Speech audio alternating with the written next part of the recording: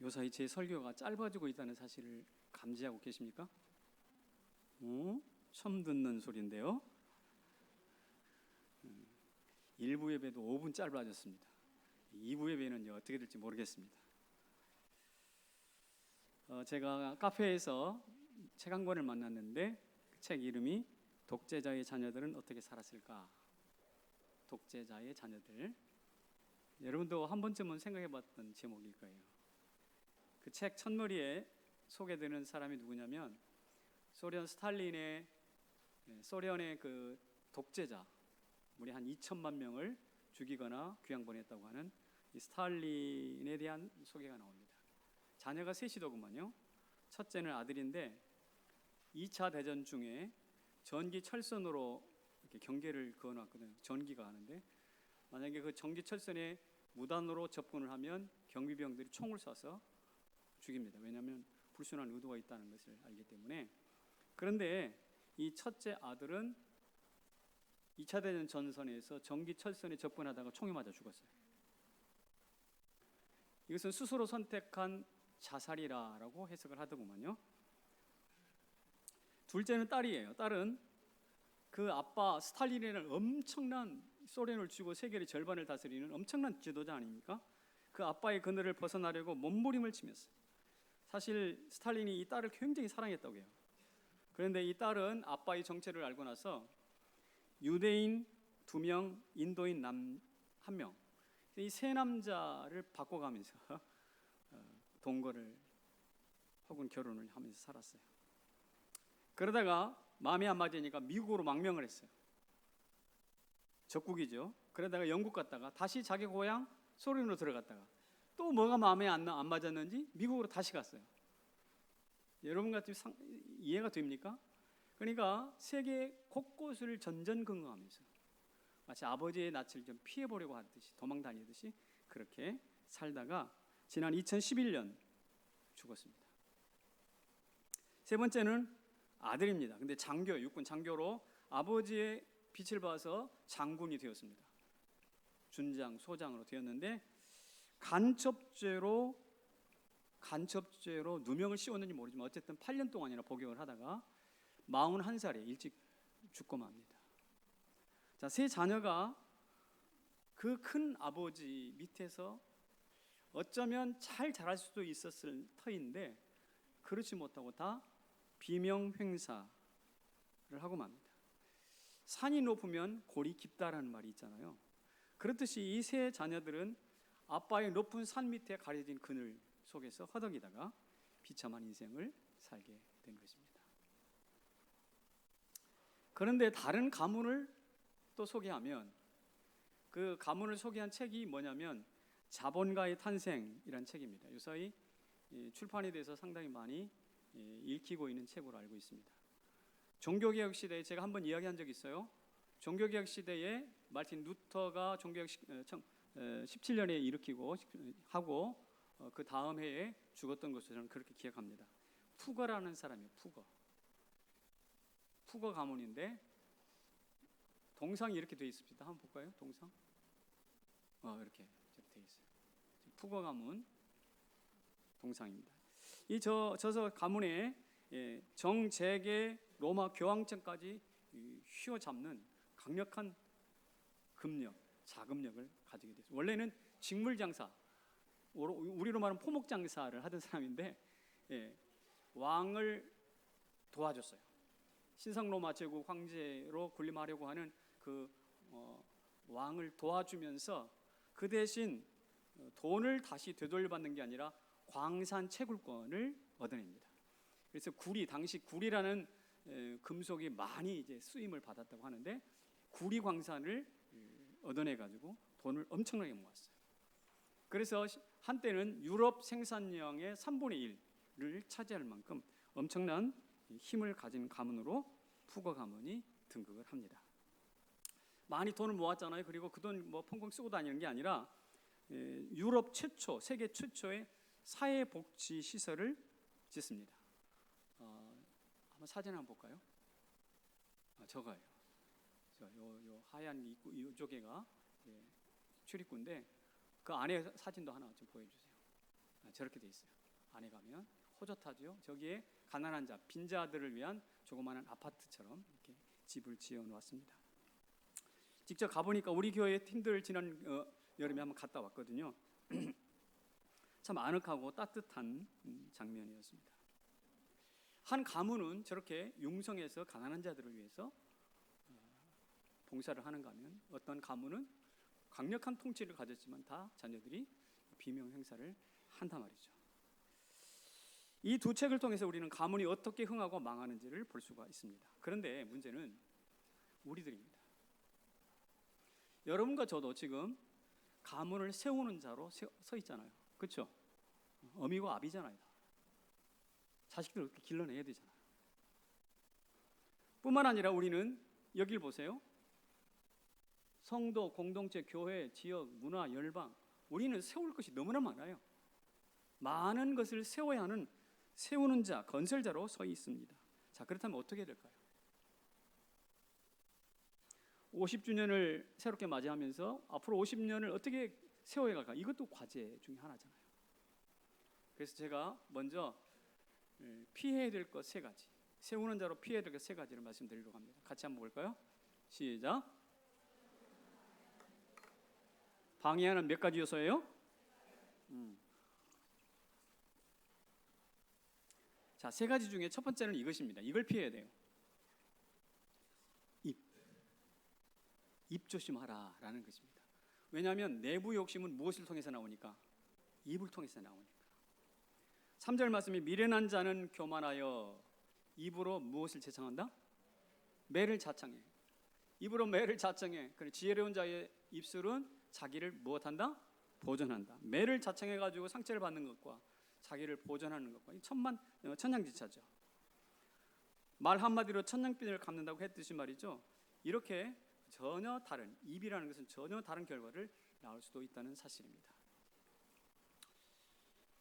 여러분, 입방정이라는 말 들어봤어요? 입방정. 이게 방정 맞다라는 것은 행위가 좀 정숙하지 못하다라는 뜻인데, 행위로만 그런 것이 아니라 입으로도 방정을 떨 수 있다는 거예요. 입방정. 인생을 망치는 거죠. 그러나 지혜자 입은 천하보다도 무겁습니다.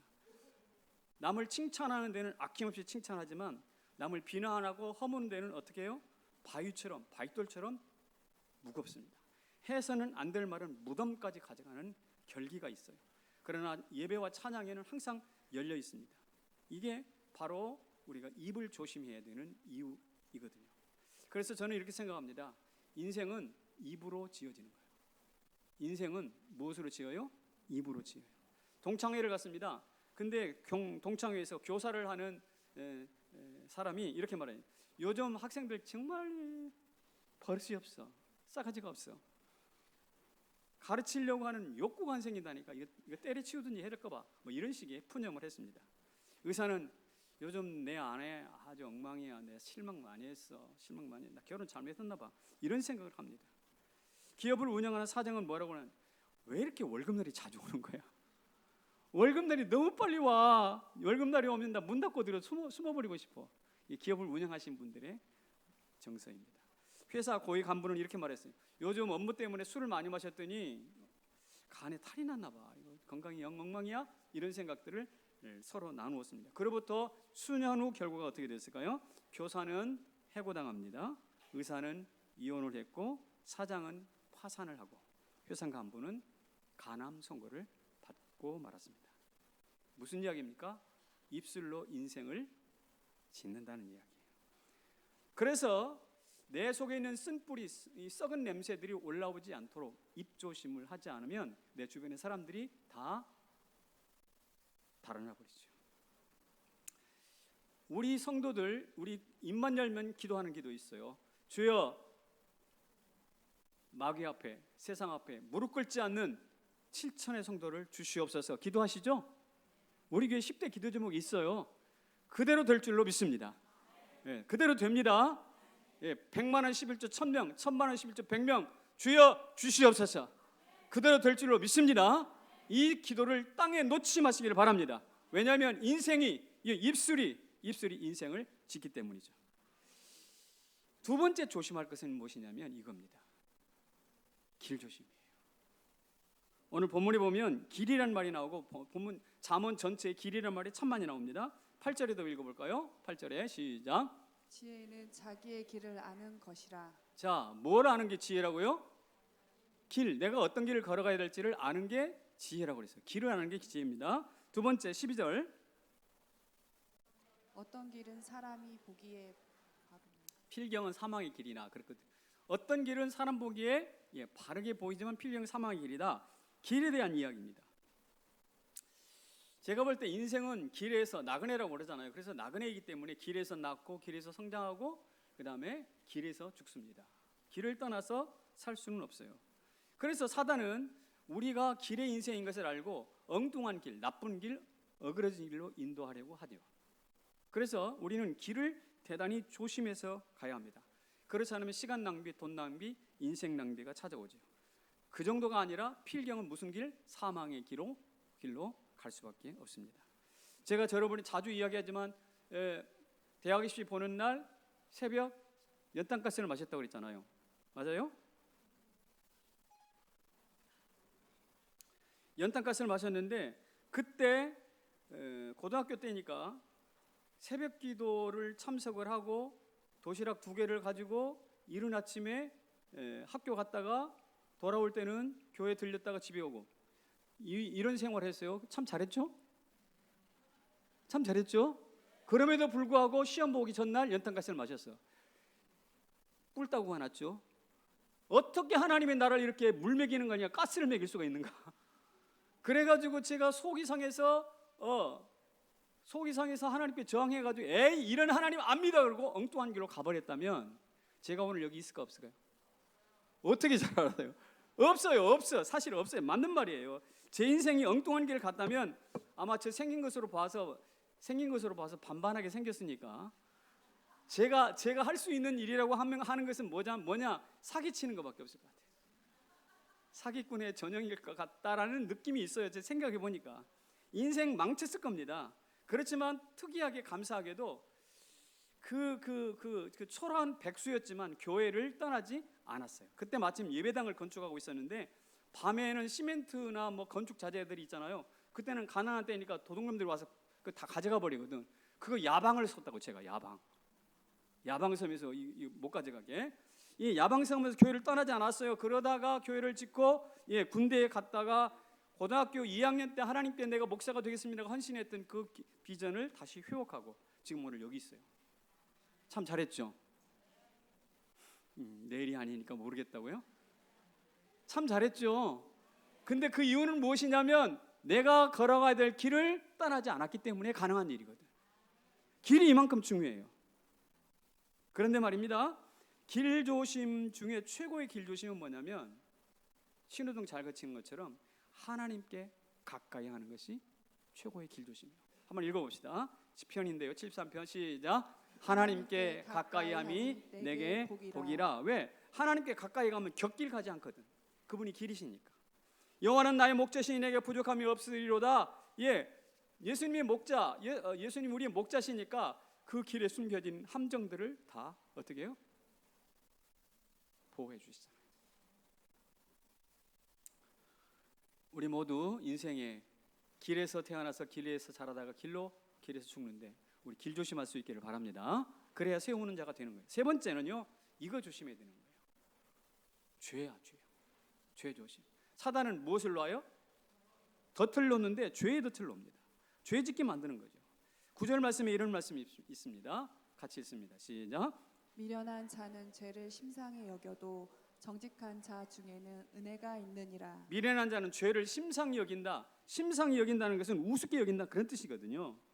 그래서 죄를 용서받고 죄를 용서하는 일 우습게 여긴다. 대단히 죄를 가볍게 여기는 건방을 떠는 거예요. 이것은 두 가지의 실수가 있는 것입니다. 첫째는 죄가 얼마나 파괴력이 있는지, 죄가 한 방에 우리 인생을 날려버릴 수도 있다는 사실을 알지 못하는 실수예요. 두 번째는 죄를 용서하고 하는 그 십자가의 능력이 얼마나 풍요롭다는 사실을 또 모르는 것이에요.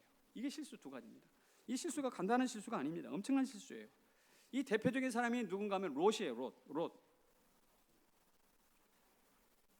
제가 볼 때 죄가 인생에 걸림돌인 것을 알지 못하고 죄 짓는 것을 막 습관처럼 하는 사람, 이 사람이 제일 큰 무식이에요. 무슨 학위가 없어서 무식한 게 아니고요. 네, 책을 안 읽어서 무식한 게 아니라 죄가 죄인 줄 모르고 죄의 파괴력을 모르는 사람, 이 사람 대단히 무식한 사람이에요. 유진 피터슨은 이런 말을 했습니다. 같이 한번 읽어볼까요? 시작. 기독교의 창조성은 의지적 수동성에서 시작된다. 기독교가 창조적이고 굉장히 진취적이잖아요. 그런데 그 진취적인 할 수 있다 이런 말에서 나오는 게 아니라 오히려 의지적으로 수동적 태도, 수동적 태도를 취할 때에 오히려 하나님의 창의성이 우리 가운데 주입되고 우리 죄를 멀리하고 죄를 가까이 하지 않으니까 그 사람에게 대한 하나님의 보호와 인도가 있어서 오히려 더 훨씬 더 창의적이고 아름다워진다는 것이죠. 맞는 말인 것 같습니다. 십자가만 바라보고 긍휼을 구하는 최고의 수동성을 요구하는 것이 죄의 용서라는 것이죠. 따라서 저와 여러분이 의지적으로 작심을 하고 내가 하나님 앞에 머물면서 무엇을 선택하는가? 능동이 아니라 수동태를 선창하는 거예요. 그런데 사단은 여기에 반해서 이렇게 말합니다. 뭐라고 말하는? 사단이 말이 이렇게. 야, 네가 뭐냐? 로버트야, 너 자유의지를 가졌다며? 그렇다면 네 맘대로 해. 그래, 네 맘대로 하지 못하는 게 무슨 자유의지야? 네 맘대로 하라고, 바보야. 이게 사단의 이야기입니다. 자, 수동을 포기하고 능동하라는 뜻이거든요. 그런 사람 창의성 없어요. 필경은 사망의 길을 가게 될 것입니다. 우리 모두가 성도의 특징을 죄에 두려운 줄 알고 죄를 피하시기를 주님의 이름으로 축원합니다. 예. 지금까지 집을 세우는데 방해되는 세 가지 내용을 살펴봤습니다. 첫째, 입이요. 두 번째, 길이요. 세 번째, 죄예요. 이 세 가지를 피하지 않으면 아무리 집을 제대로 세우려고 해도 사실상 불가능합니다. 올무에 빠지죠. 자, 그렇다면 이 세 가지 피하는 것만으로 집을 지을 수 있냐? 그렇진 않아요. 집을 지으려면 능동적으로 뭔가를 해야 되겠죠. 그렇죠? 그래서 세 가지를 또 말씀드리려고 합니다. 첫째는 이렇게 하셔야 됩니다. 장애물은 뭐 하라? 뛰어넘어야 한다. 그래야 인생 사는 맛을 안다는 거죠. 장애물은 뛰어넘어야 맛이다. 여러분, 야곱 이야기 한번 해봅시다. 형 에서에게 축복을 받으려고 하는데 에서라는 장애물이 보였잖아요. 그래서 털가죽 입고 가서 축복을 가로채지 않았습니까? 일단 형이라는 장애물은 뛰어넘었어요. 그런데 분노한 형이 와가지고 죽이려고 하잖아요. 또 다른 죽음의 장애물이 있습니다. 그래서 어떻게 합니까? 삼촌 집으로 도망이라는 것을 통해서 죽음을 뛰어넘었습니다. 그런데 도망가다가 베델에서 무엇을 만나요? 사닥다리 하나님의 영원한 약속을 만납니다. 그 이외에 야곱의 삶을 살펴보면 어쨌든 장애물을 뛰어넘다가 하나님의 복받은 사람이에요. 자, 장애물을 피해가지고 장애물을 뛰어넘다가 복받은 사람이에요. 우리 모두가 장애물을 뛰어넘는 인생의 맛이 무엇인지를 좀 깨달아 알기를 바랍니다. 예, 그래야 여러분들의 자녀들이 우리 아버지 참 훌륭하시다라고 박수를 칠 수밖에 없게 되는 것이죠. 오늘 본문 4절에 한번 읽어봅시다. 4절에 보면 소일이한 이야기가 나와요. 소. 같이 읽습니다. 시작. 소가 없다면 구유는 깨끗하겠지만 소로 인하여 많은 것을 얻느니라. 생각해봤습니다. 우리 교회에 1000명 정도의 성도들이 우리 교회 성도들이 없다면 생각해보세요. 목사가 제가 실직 상태가 같아요. 제가 아까 여러분 반갑다고 이쁘다고 막 그런 말 한 적 있죠. 여러분 보고 싶었다고. 다 이유가 있어요. 제가 실업자가 무슨 말이냐면 소가 없다면 이 뜻인데 소가 없으면 구유는 깨끗하겠죠. 염을 먹지 않으니까. 그러나 일을 할 때는 누가 바리차라고 누가 힘든 일을 하냐고 물건을 나누고 소가 하는 거 아닙니까? 그런 거예요. 소로 인하여 많은 것을 얻느니라는 말.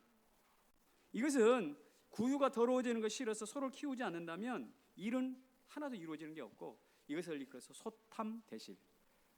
소를 탐하다가 큰 것을 잃어버린다라고 말합니다. 어리석은 거죠. 구덩이 무서워서 장 못 담근다는 이 속담이 딱 맞는 이야기예요. 장 안 담으면 음식 맛은 누가 내? 뭘로 내? 맛없는 음식을 360을 먹어야 되는 거죠. 성경은 많은 것을 얻느니라, 소 때문에 얻는 것인데 많은 것을 얻느니라는 것을 뭐라고 썼냐면 이렇게 much increase라는 것은 어떤 한순간에 팍 뻥튀기처럼 팍 튕겨지고 끝나는 게 아니라 꾸준히 증가하는 것을, 음악 비유로 말한다면 크레센도, 점점점 커지는 거예요. 오늘보다 내일, 내일보다 모레, 모레보다 그 다음날 점점 커지는 거예요. 이게 진행형의 인크리스거든요. 소를 키우는 것은 바로 그렇다는 거예요. 현재적으로 소 구유가 깨끗해서 좋을지 모르지만 그것은 반전이 없어요. 제가 어릴 때 우리 할아버지가 시켜가지고 소죽을 끓였어요. 여러분, 제가 초등학교 때거든요. 초등학생한테 소죽 끓이라고 하는 할아버지가 있는가? 요사이는 없겠지. 근데 제가 초등학교 방학 때 되면요, 이 소죽을 끓여 겨울에 추운데 나가지고, 제가 그랬다니까. 그래가지고 이쪽에는 풍로를 돌리잖아, 바람. 그리고 이쪽으로는 왕겨를 집어넣어. 자동이야. 제가 초등학교 때 배운 몸에 익은 습관이야. 이래서 제가 소를 길렀다는 거 아니야. 소가 누구 때문에 살았어? 저 때문에 제가 끓인 염을 먹고 그렇게 살았어요. 그리고 낮에 가서 열심히 일했거든요. 그리고 저는 우리 가정을 일으킨 공로자입니다. 공로자. 내가 이게 싫어가지고 엉뚱한 일을 했다면 우리 가정이 어떻게 됐을까요? 일을 못하는 거죠. 이게 much increase의 이야기입니다. 어린이 동화에 그런 이야기가 있더구만요. 소하고 돼지하고 대화를 했는데 돼지가 물었답니다, 소한테. 야, 왜 사람들은 너를 좋아하고 나를 싫어하지? 너를 좋아하고 나를 싫어해. 왜 너를 좋아하는 거야? 너만 좋아하는 거야? 내가 삼겹살 주잖아. 여기 삼겹살 싫어하는 사람이 있어? 없잖아. 그리고 나는 족발까지 줘.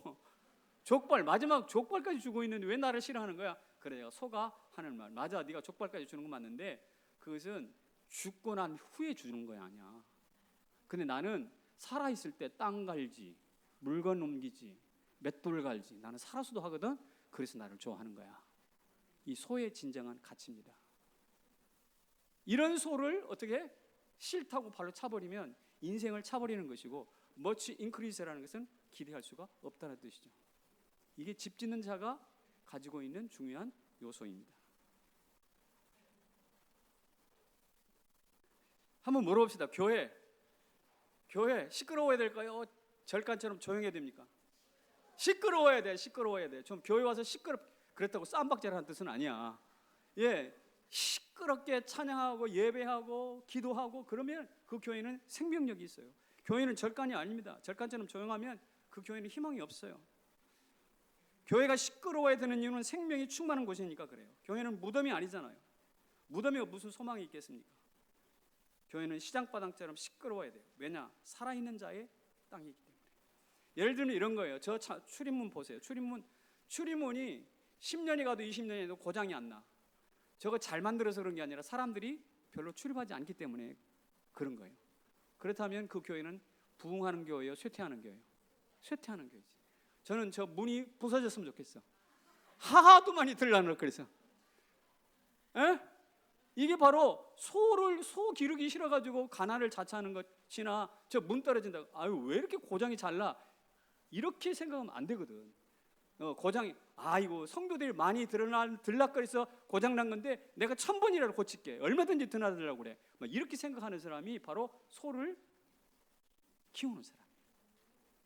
가정을, 교회를 세우는 사람이에요. 우리 모두 그렇게 되기를 소망합니다. 두 번째는 이것입니다. 잘못 선택하면 태도부터 바꿔야 돼요. 롯은 잘못한 선택으로 인해서 멸문지화를 당한 사람이잖아요. 그런데 그에게 롯은 진정한 문제가 있어요. 그것은 잘못된 소돔을 선택하는, 소아를 선택한 잘못된 선택보다도 오히려 거기서 다시 나오는, 그리고 그것을 튀어나오는 태도의 변화가 없다는 것이 문제라고요, 사실은. 동성애가 당연시되는 풍토에서 천사들 욕보이려는 사람들이 막 몰려왔잖아요. 그 짐승 같은 자들에게 자기 남자를 알지 못하는 자기 두 딸을 내어줬어요. 이것처럼 아비로서 이상한 태도가 어디 있습니까? 말도 안 되는, 여러분이 아버지라면 그럴 수 있겠어요? 차라리 내가 가서 막아야지. 내 몸으로 콩가락으로 되는 한이 또 막아야지. 이거 어디서 배워먹은 태도야 이게?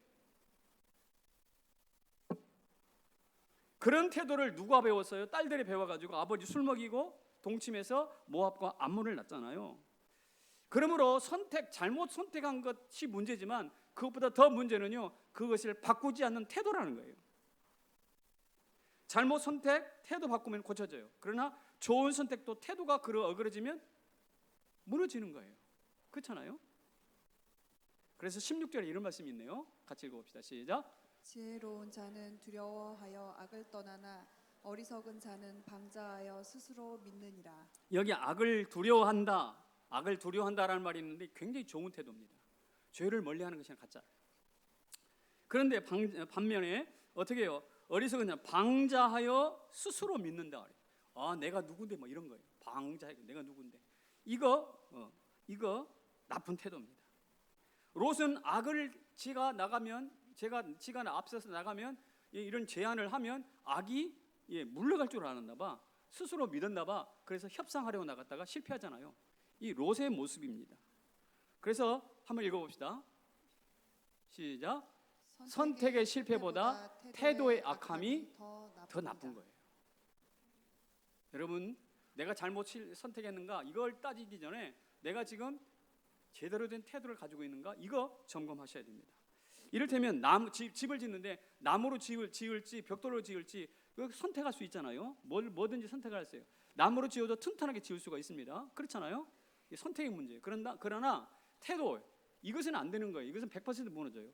평평하고 땅을 고르고 해야 되는데 비탈에다가 집을 지어. 이 집 무너질까요? 안 무너질까요? 100% 무너져. 뭐 나무로 짓든 벽돌로 짓든 무너지게 돼 있다고, 금이 가게 돼 있다고. 이 비탈해진다는 것은 태도가 잘못됐다는 뜻이에요. 여러분, 인생의 집도 나무로 짓든 뭐 벽돌로 짓든 철근으로 짓든 중요한 게 아닙니다. 다 튼튼하게 될 수 있어요. 그러나 중요한 것은 삐딱한 태도, 비탈 같은 그곳, 이건 문제예요. 저와 여러분이 흙수저 금수저 나는 왜 이렇게 선택했던가 이런 엉뚱한 말 하지 말고 이제 내 삶을 제대로 직관하면서 올바른 태도, 성경의 태도로, 믿음의 태도로 반응할 수 있기를 축복합니다. 성경 주석가 중에 매튜 헨리라는 유명한 주석가가 있습니다. 그분이 매튜 헨리 주석도 쓰셨는데요. 그가 강도를 어느 날 당했나 봐요. 강도를 당한 후에 이렇게 4가지 감사를 표명했어요. 한번 읽어볼까요? 첫째는 시작. 전에는 한 번도 강도를 만난 적이 없음에 감사한다. 예, 전에 내가 뭐 30대 그랬다면 30 될 때까지 한 번도 강도 만난 적이 없는데 강도를 만나고 보니까 그동안 강도 만나지 않는 세월들에 대하여 감사할 수 있게 됐다는 거예요. 두 번째는 시작. 지갑만 뺏기고 생명이 온전한 것에 감사합니다. 예, 돈 뺏기고 상처까지 있고 목숨까지 잃었다면 얼마나 더 그거겠어요. 세 번째는 뭐예요? 뺏긴 것도 그리 중요한 게 아니라 감사. 그래봐야 내 지갑 가져가봐야 거기 1,000원짜리 몇 개 하고 뭐 영수증 몇 개밖에 없어.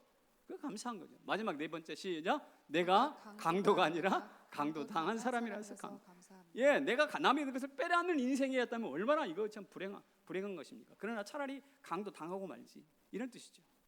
여러분, 이 매튜 헨리가 이런 탁월한 영성을 가지니까, 이런 태도를 가지니까 그가 많은 성경 애독자들의 그 깊이 있는 성경 해석을 제공할 수 있거든요. 자, 이런 사람이 입에서 불평이 나올까요? 안 나올까요? 안 나옵니다. 그래서 인생의 성공은요, 선택의 문제가 아니라 태도의 문제라는 것을 알 수 있어요. 자, 이번에는 롯이 아니라 룻을 한번 살펴봅시다. 룻.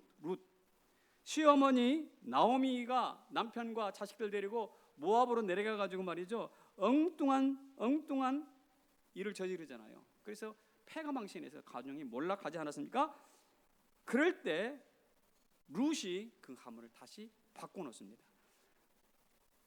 어떤 태도로 바꿀까요? 이런 태도예요. 어머니의 백성이 나의 백성이 되고 어머니의 하나님이 나의 하나님이 되시리니. 이게 믿음의 태도거든요.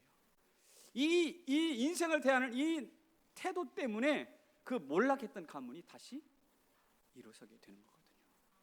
이러니 인생은 선택이 아니라 뭐다? 태도인 거예요. 가문을 일으키는 건 좋은 선택이 아니라 좋은 태도라는 사실을 깨달아 알고, 여러분 지금까지 그때 이렇게 했어야 되는데, 그때 저렇게 했어야 되는데, 잘못된 선택 때문에 가슴을 치면서 지금도 후회하는 분이 계시라면 이제 그 후에 멈추세요. 그리고 지금부터라도 늦지 않았어요. 여러분의 태도를 삐뚤어졌는지 기울어졌는지 한번 점검하시기를 주님의 이름으로 축원합니다. 그럴 때 우리 가문이, 우리 자식들이 제대로 서게 되거든요. 세 번째, 이것입니다. 뭐 하라고요? 악에서 떠나 선으로 여행하라. 악에서 떠나 선으로 새로운 여행을 시작해야 돼요. 인생을 살다 보면 중년의 위기라는 게 찾아오거든요. 어쩐지 삶이 지루해요. 어쩐지 일이 하기 싫어요. 그래서 막 짜증이 나요. 까칠해져요. 그리고 어디 툴툴 털고 어디론가 좀 가버리고 싶어요. 숨고 싶어요. 그러다 보니까 엉뚱한 결정을 하기도 합니다. 그런데 이럴 때에, 이것은 뭐 몇몇 사람 당하는 게 아니라 모든 사람이 다 경험하는 것인데, 바로 이럴 때에 새로운 여행을 떠난 사람이 있습니다. 저 독일에는 괴테라는 사람이 있는 거 아시죠? 이 괴테가 30대 후반쯤에 이런 인생의 허무감을 느끼기 시작했어요. 그래서 그가 어떻게 했는가? 그 당시 세계의 중심이었던 로마, 세계 로마로, 이탈리아 로마로 여행을 떠납니다. 저 북쪽에서 남쪽으로 여행을 떠나요. 비슷한 시기에, 그때가 1700년대인데 저 우리나라 한국 조선에도 그와 비슷한 느낌을 가지고 있는 사람이 있었어요. 그 사람이 누구냐면 연암 박지원이라는 사람이에요. 이 박지원은 어디로 여행을 떠는가? 저 세계 동양의 중심인 북경, 중국의 북경으로 여행을 떠납니다. 그래서 쓴 책이 연암 박지원의 열하일기라는 것이고, 괴테가 쓴 것이 이탈리아 여행, 괴테의 이탈리아 여행기예요. 이때 이것이 인생의 30대 후 혹은 40대 초에 있었던 여행입니다. 그런데 말이죠, 괴테는 그의 유명한 명작들이 바로 여행을 떠난 이후에 쓰여졌대요. 물론 젊은 베르테르의 슬픔 같은 책들은 20대에 쓴 책이긴 하지만 대부분의 책은 그 여행, 이탈리아 여행을 떠난 이후에 그의 많은 상상력과 그의 많은 도전 정신을 기반으로 해서 쓰여지기 시작하고, 파우스트라는 유명한 작품이 있잖아요. 이 굉장히 어렵다고 하는데 저도 좀 몇 페이지 읽다가 덮어버린 경험이 있어요. 그런데 이 파우스트는 언제 썼는가? 죽기 직전까지 썼어요. 자, 새로운 선을 향하여 새로운 여행을 떠났던 연암 박지원과 괴테가요, 그의 인생 후반기에 엄청난 일을 이루었다는 것입니다.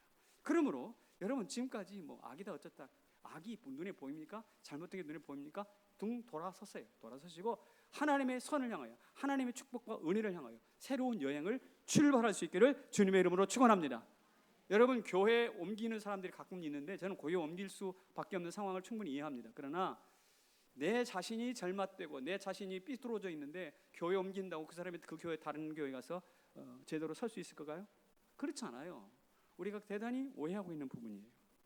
오히려 교회를 옮기고 어디 가면 뭐 새로운 것이 있을 것이라는 생각을 내려놓고 어떻게 되는가? 내가 혹여 악의 발을 디디고 있는가? 그렇다면 내가 이제부터는 선을 향하여 새로운 출발을 하리라. 누구처럼? 괴테처럼, 누구처럼? 연암 박지원처럼. 그럴 때 열하일기라는 두터운 책 세 권으로 번역되어 있잖아요. 이런 책들이 우리 가운데 그러니까 이 시는 모르겠는데 이 산문의 최고봉으로 열하일기의 박지원을 칩니다. 그러니까 여러분들도 이런 삶의 현장에서 선을 향하여, 하나님을 향하여 새로운 여행을 떠날 때 여러분 안에도 그런 위대한 일이 나타날 줄로 믿습니다. 그래서 오늘 7절에 이런 말씀을 해놓고 있습니다. 같이 읽어봐요. 시작. 너는 미련한 자 앞을 떠나라. 그 입술에 지식이 있음을 보지 못함이니. 미련한 자가 있다면 그 앞에서 머물고 빙빙 돌지 말고 그를 어떻게 해라? 떠나라는 거예요. 까칠해지고 40대 중년의 위기가 왔습니까? 새로운 일을 향하여 떠나라는 거예요. 자꾸 거기 묶여있지 말고. 미련한 자는 폭탄 같고요, 때로는 올무와 같아요. 삼고초려를 해가지고 찾아가야 될 사람이 있는가 하면 폭탄처럼 여기서 피해야 될 사람이 있는 거죠. 이를테면 자기 배만 채웠던 아비가일의 남편 나발이라는 사람이 성경에 등장하는데, 나발 같은 사람은 같이 있으면 있을수록 어려운 사람이에요. 그러나 다윗은 어떻게 해요? 같이 있으면 있을수록 달콤한 사람이잖아요. 그래서 당시 불황제로 여겨졌던 수많은 450명, 나중에 600명까지 늘어나는데 이 사람들이 나 당신과 함께 하고 싶어요. 모여들잖아요. 왜 이럴까요? 미련한 자 앞을 떠날 줄 알았기 때문에 그런 거예요. 선한 자로 새로운 여행을 시작했기 때문에 그런 일이 있어요. 여러분 가운데도 선한 교회, 선한 사람들을 향하여 떠나가는 새로운 여행이 시작되기를 주님의 이름으로 축원합니다. 그래서 현대인들의 분위기는 말입니다. 좋은 카페, 어디 맛있는 음식당, 무슨 좋은 경치가 있다고 한다면 너도 나도 막 쫓아다녀. 한번 가보세요. 경치 좋다는데 사람들이 막 미어 터진다고. 찾아다니는 데는 이골이 난 사람들이야. 근데 미안하지만 떠나야 될 것을 떠나지는 않아. 여전히 죄짓고, 여전히 못된 짓하고, 여전히 음모를 꾸미고. 그렇거든요. 떠나서 새로운 여행을 감행했던 괴테처럼, 떠나서 새로운 여행을 감행했던 연암 박지원처럼 우리 안에도 악을 버리고 선을 향하여 새롭게 출발할 수 있기를 바랍니다. 잘못된 카톡 동아리 있습니까? 떠나세요. 가짜 노수 생산지 떠나세요. 음란 사이트 떠나세요. 교회를 어지럽히는 이런 집단들이 있잖아요. 떠나세요. 떠나시기 바랍니다. 지난 주간에 신천지 무슨 생일 잔치인가 있었대잖아요. 그래 지난주 결석하신 분 손 들어봐요. 어디 갔다 왔어요? 그래가지고 지난주 결석한 사람들은 분명히 신천지라고 의심받을 짓을 한 거예요. 여기 계신 분 그렇지 않으려고 보겠지만요. 이런 교회를 어지럽히는 이런 행동에서 떠나야 되는 거죠. 지난 10여 년 동안 말입니다. 한국 교회, 특별히 우리 교단이 유수한 교회들이 완전히 뽀개졌어요. 왜 그런지 아시죠? 그 교회를 허무는 자들이 들어와서 정관을 가지고 이렇게 시비하고 결국 세상 법정으로 갔거든요. 세상 법정에서 교회가 뭔지도 모르는 사람들이 교회의 정체성을 판단하려 하니 바른 결정이 나오겠습니까? 그래서 이 교회가 막 고소고발로 그 건강했던 교회가 무너져 버려요. 요새 교회가 위기입니다. 그래서 제가 악을 버리고 선으로 여행을 떠나는 그런 의미로 이런 우리 교회를 좀 든든하게 세워가기 위해서 50주년을 위해서 새롭게 출발하는 이 즈음에 정관이 필요하다. 정관부터 제대로 하자. 그래서 오늘 3부 예배 때 끝나고 하는 거예요. 아시겠죠? 아시겠어요? 왜 갑자기 정관이 어디서? 왜 갑자기 정관이라면 왜 나와? 지금까지 없어도 살았는데 이런 생각 하지 마시고요. 앞으로 50년 준비하면서 우리 교회를 흔들려고 하는 종자들이 있는데 그것을 제어하기 위해서 그렇게 하는 거예요. 여러분들 가서 끝나고 나서 어디로 갈지 모르겠지만 뽀로로 집으로 가지 말고 뽀로로 아세요? TV 나오는 뽀로로 말고 바사삭거리면서 빨리 집으로 사라져버리지 말고 3부 예배 때 가능하면 오셔서 같이 그 자리에 동참하시고 그 자리를 더 힘을 실어주시길 바랍니다. 제가 결론을 맺겠습니다. 우리는 지금요 세우는 자로 서 있어요. 집을 세우는 자, 교회를 세우는 자. 세우는 자가 조심할 것 세 가지죠. 첫째는 입조심, 길조심, 죄를 조심하는 거예요. 그리고 적극적으로 해야 될 것이 있죠. 첫째는 장애물은 뛰어넘는 맛을 좀 맛보라. 두 번째는 잘못된 선택이 됐으면 그 선택을 탓하지 말고 태도를 고쳐라. 그 다음에 악에서 떠나서 선으로 새로운 여행을 시도하라. 하나님께서 여러분들에게 가정과 교회를 든든하게 세우는 축복받는 성도로 세워줄 줄 믿습니다. 자리에서 일어납시다.